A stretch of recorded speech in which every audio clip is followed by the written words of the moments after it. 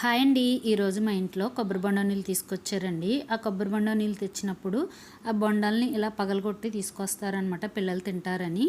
లేతగా ఉంటే చక్కగా తినేసేవారండి. ఇవి చాలా ముదురుగా అయితే ఉన్నాయి. ఇవి ఏం చేయాలో తెలియట్లేదు. ఏం చేయాలని ఆలోచించి నేను అయితే ఇవన్నీ కూడా ముక్కలను తీసేసుకుని ఒక ప్లేట్లో పెట్టుకున్నాను.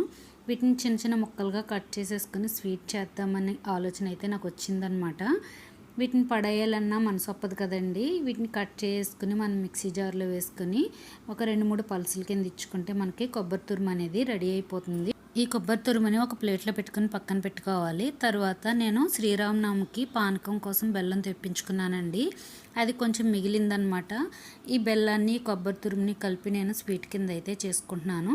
స్టవ్ మీద పెట్టుకుని రెండు కలిపి మిక్స్ చేసుకొని బాగా దగ్గరికి వచ్చేంత వరకు పాకం పట్టుకోవాలి. తర్వాత ఇందులో కొంచెం పాలపొడిని వేసుకొని కొంచెం జీడిపప్పుని వేసుకుంటే స్వీట్ రెడీ.